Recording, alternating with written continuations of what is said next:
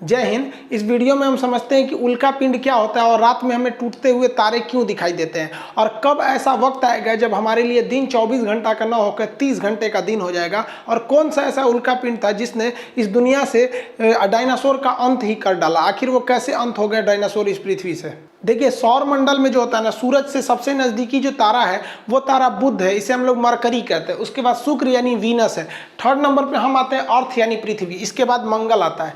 मंगल के बाद बृहस्पति। मंगल और बृहस्पति के दोनों के ऑर्बिट के बीच, इनके कक्षाओं के बीच ग्रहों के छोटे छोटे टुकड़े हैं सब। इन टुकड़ों को हम क्षुद्र ग्रह या एस्टेरॉइड कहते हैं। ये सौर मंडल पे बहुत ज़्यादा इफेक्ट डालते हैं ये एस्टेरॉइड भी सूर्य का चक्कर लगाते हैं, लेकिन कभी कभी क्या होता है, ये आपस में टकरा जाते हैं। आपस में टकराने से इनका डायरेक्शन बदल जाता है और मंगल इन्हें अपनी ओर खींच लेता है, इन्हें आकर्षित कर लेता है मंगल अपनी ओर गुरुत्वाकर्षण के कारण। लेकिन मंगल भी क्या है, गतिशील है, तो मंगल आकर्षित करने के बाद अपने यहाँ से उठ के चला जाता है, क्योंकि ये गति कर रहा है। मंगल उठ के यहाँ चला गया। अब ये बकलोलवा जो है ये आपका यहाँ से सीधे आके गिर जाता है पृथ्वी पर। तो ये जो क्षुद्र ग्रह जो मंगल और बृहस्पति की कक्षा में था, आपस में टकराने और दिशा भटकने और साथ ही साथ मंगल के गुरुत्वाकर्षण द्वारा खींच लेने के कारण ये कहाँ चलाता है, इस डायरेक्शन में, और पृथ्वी इसे अपनी ओर खींच लेती है। तो इसे कहते हैं हम लोग उल्का पिंड। अगर ये पृथ्वी पे गिर गया ना तो किसी की जान ले लेगा, और ये हमेशा गिरते रहते हैं, पर डे ये गिरते रहते हैं पृथ्वी पर। पता चला हमारे ऊपर ही गिर गया तो मर ही जाएगा आदमी, उतना भयानक दूर से गिरता है। तो इसके लिए हमारी रक्षा करने के लिए हमारे चारों ओर है वायुमंडल, एटमॉस्फियर है हमारे ऊपर। 640 किलोमीटर मोटी हवाओं की परत है। ये हमारे लिए एक सुरक्षा कवच का काम करता है। ये अगर नहीं रहता तो हम सब मर जाते हैं। जब कभी भी क्षुद्र ग्रह वायुमंडल में प्रवेश करता है तो इस पर हवाओं का फ्रिक्शन इतना ज़्यादा लगता है, इतना ज़्यादा, आप ऐसे ही अंदाजा लगाइए ना, खूब स्पीड ट्रेन चल रही है, उसमें से सर बाहर निकलिए, कितना हवाओं का दबाव लगेगा खूब स्पीड में। इसीलिए तो एरोप्लेन की खिड़की खुलती नहीं है, नहीं तो कोनो बाहर मुड़ी निकालेगा, फेंका जाएगा, इतना तेज घर्षण लगती है। बुलेट ट्रेन में से आप बाहर नहीं झाँक सकते, इतनी स्पीड रहती है। और इन लोग की तो स्पीड हजारों किलोमीटर रहती है, जिस वजह से ये घर्षण होने लगता है और इसका टेम्परेचर हो जाता है 1500 से लेके 3000 डिग्री सेल्सियस, जिस कारण ये जलने लगते हैं। और ये जलते हुए टुकड़े को हम कहते हैं उल्का। ये जल के ऊपर ही खत्म हो जाते हैं। लेकिन किसकी कुछ ऐसे उल्का होते हैं जिनका साइज बड़ा होता है और पूरी तरह जले बिना ही ये पृथ्वी पर आके धमाक से गिर जाते हैं, जिन्हें हम उल्का पिंड कहते हैं। ये जब पृथ्वी के वायुमंडल में एंट्री करते हैं तो पूरी तरह से जलने लगते हैं। ये जहां गिरते हैं वहां भीषण तबाही लेके चले आते हैं। तो ये बहुत ज़्यादा जरूरी है। अब जब कभी ये ज़्यादा मात्रा में गिरने लगते हैं, बहुत सारे टुकड़े हैं सब बहुत ज़्यादा एक साथ एकदम ग्रुप बाय ग्रुप जब ये गिरने लगते हैं तो इन्हें हम लोग कहते हैं लाइट शावर।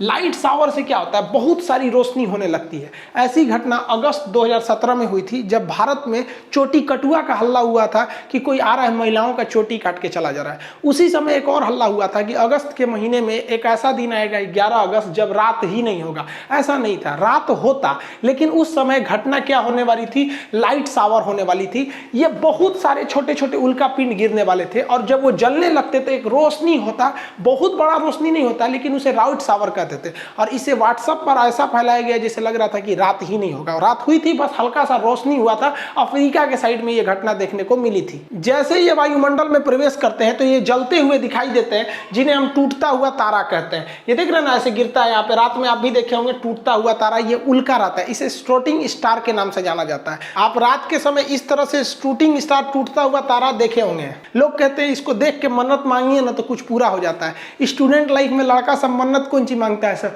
कि भगवान बड़ी दिन से पीछे पड़े होकर ये बेरी फंसा दीजिए। अरे लोल कहीं का ऐसा मन्नत मांगता है सर। इस टूटल तारा थोड़ी है, ये तो क्षुद्र ग्रह जो घर्षण से क्या हो रहा है, गिर रहा है।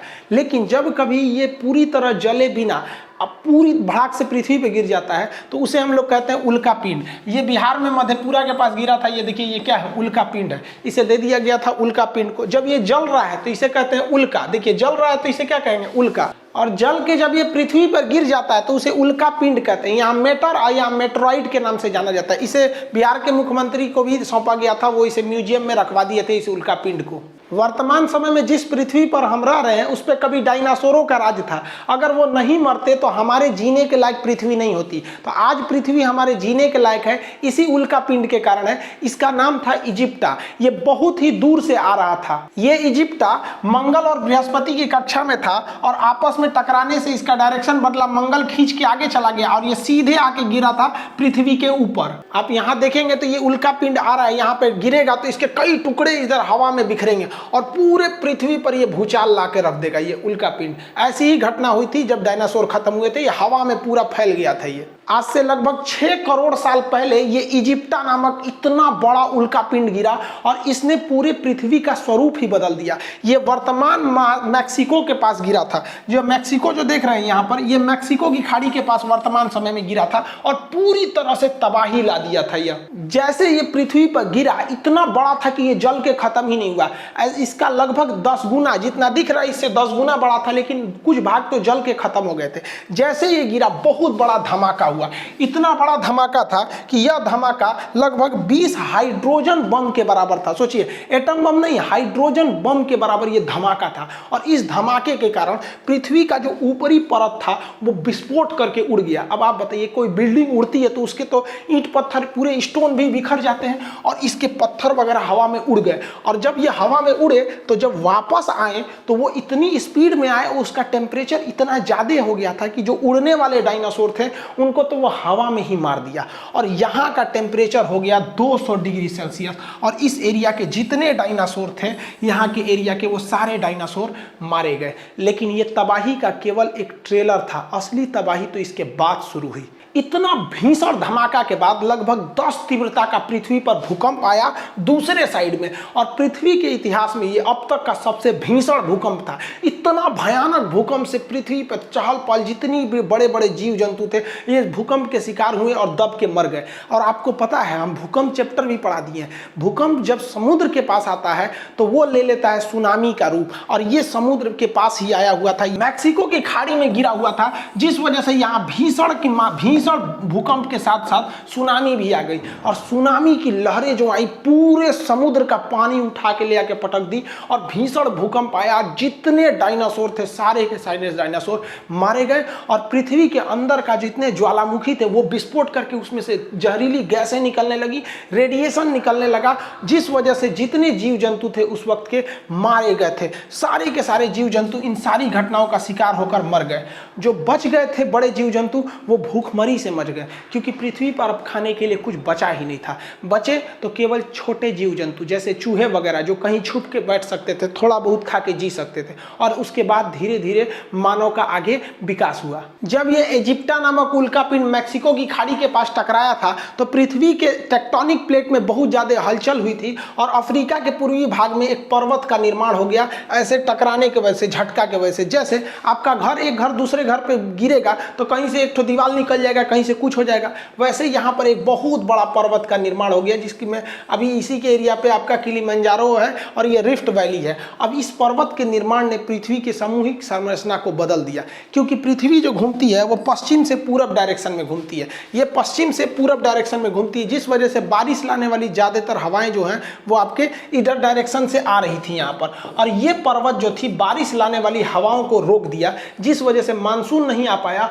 और अफ्रीका का ये भाग जो हरा भरा था, जिसमें बहुत ज्यादा जीव जानवर रह रहे थे, वो पूरी तरह से मरुस्थल बन गया। अब ये जगह रहने के लायक नहीं हुआ, धीरे धीरे मरुस्थल हो गया, जिसे आज हम सहारा मरुस्थल के नाम से जानते हैं। और यहाँ बंदरों की बहुत ज्यादा प्रजाति थी। अब वो बंदरों को खाने के लिए जगह नहीं था, तो वो बंदर अब जमीन पर उतरने लगे और इधर उधर जाके तलाशने लगे खाने पीने की। ज्यादातर खाने की चीजें जो थी वो कुछ नदियों के किनारे मिल रही थी। यहाँ की सबसे फेमस नदी थी नील नदी, उसी के अगल बगल में बंदरों की प्रजाति थी। लेकिन बंदर कभी सीधे नहीं खड़े हो पा रहे थे, क्योंकि उनका गर्दन जो था वो एकदम साइड में था। देखिए, जिस जानवर का गर्दन एकदम साइड में रहेगा ना, वो जल्दी सीधा खड़ा नहीं हो पाएगा। जैसे यहाँ देखिए, गाय का गर्दन, ये गर्दन है, यहीं पे सर शुरू हो गया है। गर्दन और सर एक सपाट रहेगा ना तो सीधा नहीं खड़ा हो पाएगा, क्योंकि स्पाइनल कॉर्ड को खोपड़ी के बीच से जाना है।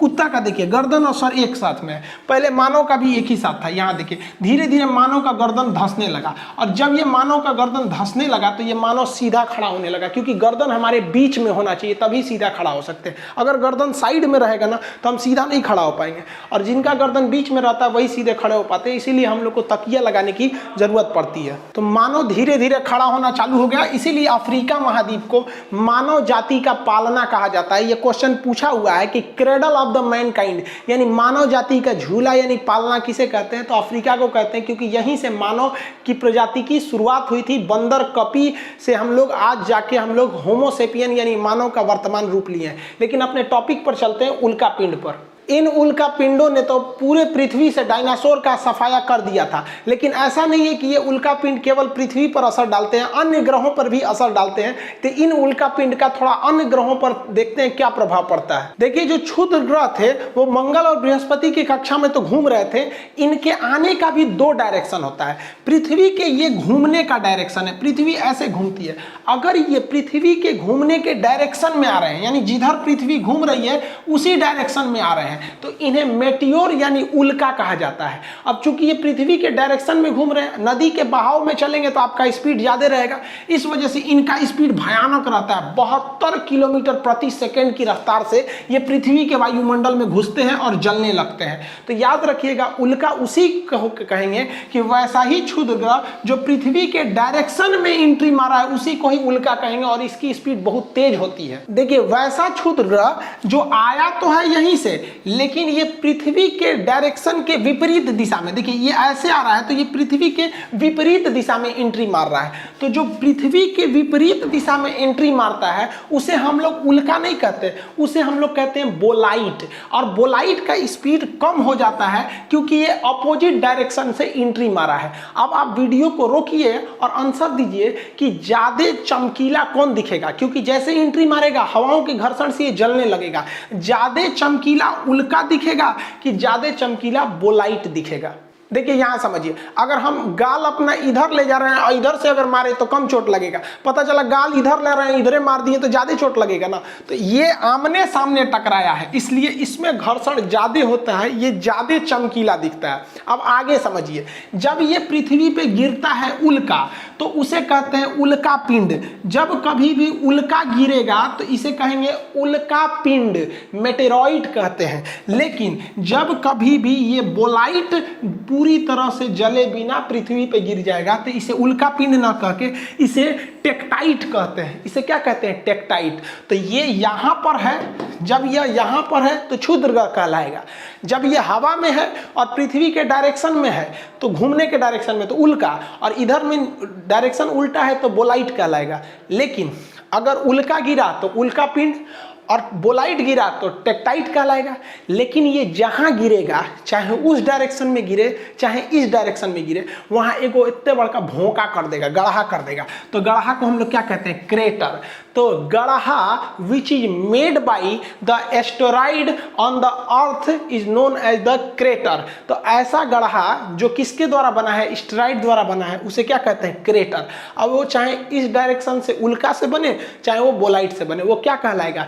क्रेटर कहलाएगा। ये अंतर समझिएगा, जब आप मेंस पेपर लिखिएगा तो पूरा आंसर देना पड़ेगा। ऐसा नहीं कि केवल उल्का लिख के आ जाएगा, सोचिएगा कि नंबर पूरा मिलेगा हमको। अब ये बोलाइट टेक्टाइट तो अंतर समझ में आ गया ना। उल्का गिरा तो उल्का पिंड, बोलाइट गिरा तो टेक्टाइट। उल्का का स्पीड ज्यादा क्योंकि सेम डायरेक्शन में लेकिन चमक कम, बोलाइट का स्पीड कम क्योंकि अपोजिट डायरेक्शन में लेकिन चमक ज्यादा। ये दोनों गिरेंगे तो गड्ढा करेंगे, ऐसे गड्ढे को हम क्या कहते हैं? क्रेटर कहते हैं। और ऐसे क्रेटर में जब पानी भर जाता है तो झील बन जाता है, तो ऐसे झील को हम क्रेटर झील कहते हैं। जैसे देखिए, ये जो एक गड्ढा है तो ये गड्ढा है तो ये क्या कहलाएगा? क्रेटर। लेकिन ये भी गड्ढा ही है और ये उल्का पिंड के गिरने से ही बना है, लेकिन इसमें पानी भर गया इसलिए इसे हम कहेंगे क्रेटर झील। भारत में ऐसा ही एक क्रेटर झील एमएच यानी महाराष्ट्र में है जिसका नाम है लोनार झील। ये बहुत बड़ा झील है, इतना बड़ा है कि देखिए ना यहाँ शहर बसा हुआ है, इतना में शहर है इतना में झील है। बहुत बड़ा झील का निर्माण किया है ये लोनार झील। अभी ये मई के महीने में लोनार झील का पानी सफेद लाल हो गया था प्रदूषण की वजह से, क्लाइमेट चेंज की वजह से। उस पर वीडियो बनाए हुए थे। ये अमेरिका का एक एरिजोना राज्य है, तो एरिजोना में एक बहुत बड़ा क्रेटर है लेकिन उसमें पानी नहीं है। है तो इसे केवल क्रेटर कहेंगे, इसमें पानी भर गया तो क्रेटर झील कहेंगे। यहाँ देख रहे हैं 2 सीबीएसई बोर्ड वाला घूमने गया है सब, यहाँ पे एरिजोना में सब सीबीएसई वाला है, बहुत घूमता है सीबीएसई वाला। अब किसी ना किसी चीज का तो साइड इफेक्ट पड़ता है, तो इस क्रेटर, ये जो उल्का पिंड गिर रहे हैं यानी ये मेटर और मेट्रॉइड गिर रहे हैं, इनका इफेक्ट क्या पड़ता है? तो इनके कई सारे इफेक्ट पड़ते हैं। सबसे पहले तो ये रेड रेन करने लगते हैं। जब ये पृथ्वी के वायुमंडल में प्रवेश करते हैं तो ये जलने लगते हैं, जिस वजह से इनका राख रहता है और ये रेड कलर के रहते हैं, मंगल के पास से आए रहते हैं तो ये रेड कलर के रहते हैं, जिस वजह से जब ये पृथ्वी पर धीरे धीरे आते हैं तो उसे लाल वर्षा कहते हैं, रेड रेन कहते हैं। आप कंफ्यूजन मत हो जाइएगा। एक होता है आपका एसिड रेन। एसिड रेन कब कहते हैं? कि जब प्रदूषण ज़्यादा हो और धूल कण ज़्यादा हो जाता है तो हवा में वो धूल कण मिल जाते हैं, जब बारिश होता है तो वो धूल कण साथ में आने लगते हैं, तो वर्षा का जल जो होता है 7 pH का न होकर उस प्रदूषण के कारण 5 या 5.5 pH का हो जाता है, तो इसे कहते हैं एसिड रेन। समझ में आ गया कि नहीं? तो अब वर्षा का जल शुद्ध नहीं रह गया, अब अशुद्ध जल यानी डिस्टिल्ड वाटर शुद्ध रह गया, क्योंकि हवा में इतनी गंदगी है। तो गंदगी के कारण हवा का जो pH मान घट जाता है, जिस वजह से वो एसिड लगने लगता है हल्का सा, तो उसे क्या कहते हैं? एसिड रेन कहते हैं। जबकि इटली में एक बारिश होती है जिसे हम लोग ब्लड रेन कहते हैं, रक्त वर्षा। देखिए इटली, यहाँ सहारा मरुस्थल है, सहारा मरुस्थल से हवाएं चलती हैं ना, तो उसमें बालू की मात्रा आ जाती है, और जब ये भूमध्य सागर को पार करके इटली में बरसती है तो बारिश में से बालू भी बरसता है, तो दूर से लगता है लाल रंग का खून बरस रहा है, इसलिए उसे रेड रेन कहते हैं। जबकि एक होता है आर्टिफिशियल वर्षा यानी कृत्रिम वर्षा, वो सिल्वर आयोडाइड के कारण होती है कृत्रिम वर्षा। ये ज्योग्राफी में जब हम वर्षा पढ़ाएंगे तब बताएंगे, अभी टॉपिक पे आते हैं। तो आप पहला इफेक्ट पढ़ें कि रेड रेन होती है, लाल रंग की बारिश होती है, रक्त वर्षा नहीं होती, रेड रेन। इससे ग्लोबल वार्मिंग होने लगता है, यानी टेम्परेचर पृथ्वी का बढ़ने लगता है। आप देखिए ना, इतने ज्यादा उल्का पिंड एंट्री मारेंगे मेट्रॉइड और वो जलने लगेंगे, जलेंगे तो टेम्परेचर बढ़ेगा, टेम्परेचर बढ़ने से ग्लोबल वार्मिंग होती है, तो इनसे ग्लोबल वार्मिंग की भी समस्या उत्पन्न हो जाती है। ग्लोबल वार्मिंग शब्द बैली बेकल ने दिया था, एसएससी सीजीएल का क्वेश्चन है कि ग्लोबल वार्मिंग शब्द किसने दिया था। अगला, ये जब पृथ्वी पर एंट्री मारते हैं तो जलने के बाद इनका राख पृथ्वी पर रह जाता है, और अगर ये नहीं जले, उल्का पिंड बन के पृथ्वी पर धमाक से गिर गए, तो भी पृथ्वी का मास जो है वो द्रव्यमान बढ़ जाता है, और पृथ्वी का मास बढ़ रहा है, और किसी चीज का जब मास बढ़ता है तो उसकी ग्रेविटेशन पावर बढ़ने लगती है, तो पृथ्वी का गुरुत्वाकर्षण पहले की तुलना में अब ज्यादा बढ़ रहा है, क्योंकि उसकी मास बढ़ रहा है। किसके वजह से? उल्का पिंड के वजह से। और अगला इफेक्ट क्या पड़ता है? अगर कोई चीज़ घूम रही है, जैसे हम ऐसे ऐसे घूम रहे हैं तो घूर्णन कर रहे हैं, तो हमारे ऊपर बोझा लाद दीजिएगा ना, 4-5 किलो का सामान लाद दीजिएगा तो हमारी स्पीड घट जाती है। तो ये एक्स्ट्रा बोझ ही तो है जो पृथ्वी पर आके गिर रहा है, जिस वजह से पृथ्वी की जो घूमने की रफ्तार है वो घटते जा रही है। क्या हो रही है? घट रही है। तो आज से लगभग 900 मिलियन पहले पृथ्वी बहुत तेज घूमती थी, तो 18 घंटे का ही दिन होता था। अभी थोड़ा लुसुर लुसुर घूम रही है, तो लुसुर लुसुर घूमने से दिन अभी 24 घंटा का हो गया है। हम तो चाहते हैं कि इतना न धीमा घूमे पृथ्वी कि दिन 30 घंटे का हो जाए, लेकिन 900 मिलियन के बाद ये दिन 30 घंटे का होगा। 30 घंटे का हो जाता है कितना बढ़िया रहता है, 6 घंटा में काम कर लेते, बाकी 24 घंटा में अपना एप्लीकेशन पे पढ़ाओ, यूट्यूब पे पढ़ाओ, कहीं पढ़ाओ, समझे? दिने छोटा हो जाता है। तो आने वाले 900 मिलियन साल बाद पृथ्वी पर इतना उल्का पिंड गिरेगा कि एकदम ये लुसरा हो जाएगी, लुसुर लुसुर समझते हैं, लेजी, और इतना धीमा हो जाएगा कि 30 घंटे का क्या होगा? एक दिन होगा। जल्दी हो इसका काम। आपको पता है कि पृथ्वी झुकी हुई है, तो इसका अगला इफेक्ट ना इसके झुकाव पे पड़ता है। कोई चीज झुका है, ओके, और ला दिए ऐसे, और ला दिए ऐसे ऐसे, तो और झुक जाएगा।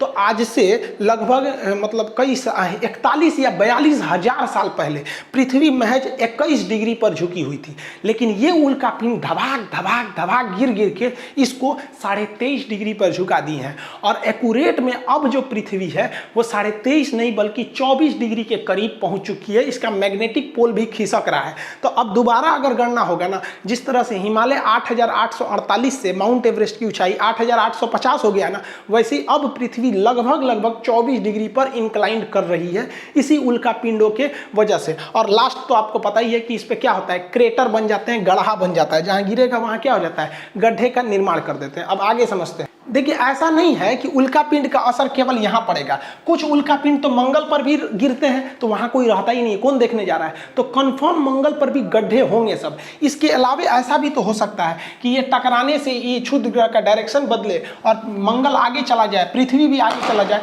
तो ये जाके कहाँ गिरेगा, ये सीधे जाके गिरेगा किस पर, बुध ग्रह पर, मरकरी पे, और किस पर गिरेगा, शुक्र ग्रह यानी वीनस पर। अब आप एक क्वेश्चन बताइए, शुक्र और बुध और शुक्र दो ऐसे ग्रह हैं जिनके पास कोई भी सैटेलाइट यानी चंद्रमा यानी उपग्रह नहीं है, इनका उपग्रह कौन ले गया, आप कमेंट करके आंसर दीजिएगा वीडियो रोककर। देखिए इनके जो उपग्रह थे वो साइज में बहुत छोटे थे, ग्रह तो बड़े होते हैं, उपग्रह यानी सैटेलाइट छोटे होते हैं, और ये सूर्य के बहुत ज्यादा करीब थे तो सूर्य खींच के अपने में फूंक के जला दिया उसको, तो इसके पास भी उपग्रह थे, इसके पास भी उपग्रह थे, लेकिन उपग्रह बहुत छोटे थे इसलिए सूर्य खींच लिया, ये सब तनी बड़ बड़ है इसलिए नहीं खींच पा रहा है। अब आगे हम आपसे क्वेश्चन पूछते हैं कि यहां से ये क्षुद्र ग्रह उस पर जा रहे हैं, एस्टेरॉइड, ज्यादा गड्ढा किस पर बनेगा, बुध पर ज्यादा गड्ढा बनेगा कि शुक्र पर ज्यादा गड्ढा बनेगा। देखिए आप आंसर देंगे कि सर ये करीब है, इस पर धबाक से लगेगा, ज्यादा गड्ढा इस पर बनेगा, और दूर है ससुरा उस पर कम गड्ढा बनेगा। गलत है, देखिए बताते हैं इसका रीजन क्या है। देखिए ये ज्यादा गड्ढा बुध पर बनेगा क्योंकि बुध के बाहर हवाओं की कोई परत नहीं है, कोई भी वहां एटमॉस्फेयर नहीं है, जिस वजह से यहाँ धबाक धबाक गड्ढा बनेगा। और शुक्र के चारों ओर एटमॉस्फेयर है, ये अलग बात है कि उसकी हवाओं में ऑक्सीजन नहीं है, कार्बन डाइऑक्साइड है, सल्फर डाइऑक्साइड है, जिससे हम सूंघकर जिंदा नहीं रह सकते हैं। तो इस पे भी वायुमंडल है लेकिन उस पर ऑक्सीजन नहीं है, तो ये इस पे का जो वायुमंडल है ना, इस क्षुद्र ग्रहों को वहां टकराने से बचा लेगा, ऊपर ही जला के खत्म कर देगा, इसलिए इस पर गड्ढे छोटे बनेंगे और इस पर कोई वायुमंडल नहीं है, इसलिए भड़ाम भड़ाम गड्ढा बनेगा। ये क्वेश्चन पूछा भी है कि सबसे ज्यादा गड्ढे किस ग्रह पर है, तो बुध पर है, उसके पास कोई वायुमंडल ही नहीं है। अब वायुमंडल यानी हवा नहीं रहेगी ना, तो सूरज की गर्मी को रोक के रख भी नहीं पाएगा, आएगी गर्मी लेकिन चली जाएगी, इसलिए ये सूरज के सबसे करीब होने के बावजूद भी सबसे ज्यादा गर्म ग्रह नहीं है। सबसे ज्यादा गर्म ग्रह शुक्र ग्रह है, ये सबसे ज्यादा गर्म है, जिस वजह से सबसे ज्यादा चमकीला है, चमकता है, तो सबसे ज्यादा सुंदर है, पृथ्वी से तुलना रखता है, तो पृथ्वी की भगिनी, पृथ्वी की नानी, पृथ्वी की सौतन, पृथ्वी की जुड़वा, जितना नाम है सब ससुरा शुक्र का नाम है, समझ में आ गया। तो ये ज्यादा गर्म है क्योंकि इसके पास वायुमंडल है, ये गर्मी को लेता है और एब्जॉर्ब करके रखे रहता है, जबकि इसके पास वायुमंडल नहीं है, वो गर्मी को लेकर रात में छोड़ देता है, जिस वजह से शुक्र दूसरे नंबर पे होने के बावजूद भी सबसे ज्यादा गर्म ग्रह है। तो ये उल्का पिंड का असर आप दूसरे ग्रहों पे भी देख लिए और ये भी देख लिए कि इसका उपग्रह क्यों नहीं है और किसका टेम्परेचर इन दोनों में ज्यादा है। अब बात करते हैं हम चंद्रमा की कि भैया कहीं ये चांदे पे धबाक धबाक गिर जाएगा तब चांद का क्या होगा। देखिए दुर्भाग्यवश ये चांद पर भी गिरते हैं और बहुत ज़्यादा मात्रा में गिरते हैं क्योंकि मंगलवा खींच के भाग जाता है और उसके बाद आता है पृथ्वी, धबाक से गिर जाता है। और बेचारे हमारे चंद्रमा जी, इस चंद्रमा पर तो वायुमंडल भी नहीं है, हवाएं भी नहीं है, धबाक धबाक गिरता है चंद्रमा पर। तो चंद्रमा पर क्रेटर बहुत ज़्यादा बना है, इतना ना गढ़ा गुढ़ी चंद्रमा पर बना है ना कि देखेंगे तो केवल गढ़ा है। तो इन गढ़ों को क्या कहा जाता है, क्रेटर कहा जाता है। तो इसमें बहुत ज़्यादा मात्रा में क्रेटर बने, इन क्रेटर में सूर्य का प्रकाश ज्यादा अंदर नहीं जाता। आप ही बताइए ना, कहीं गड्ढा खोद दीजिएगा तो उसमें रोशनी थोड़ी ना जाएगा, ज्यादा गड्ढा में ज्यादा रोशनी नहीं जाता है, थोड़ा ही रोशनी जा पाता है। तो चंद्रमा की सतह जो है ना पूरी तरह से गड्ढा है, इसीलिए हमारा जो चंद्रयान गया था या फिर ज्यादातर जो भी चंद्रमा पे उतारे जाते हैं यान, उस सूर्य ज्यादातर गड्ढे में गिर जाते हैं सब और वो अपने संपर्क को खो देते हैं सब। तो चंद्रमा की सतह अगर आपसे कोई कह दे तो बराबर नहीं है, वो कैसा है, गड्ढा गढ़ही है।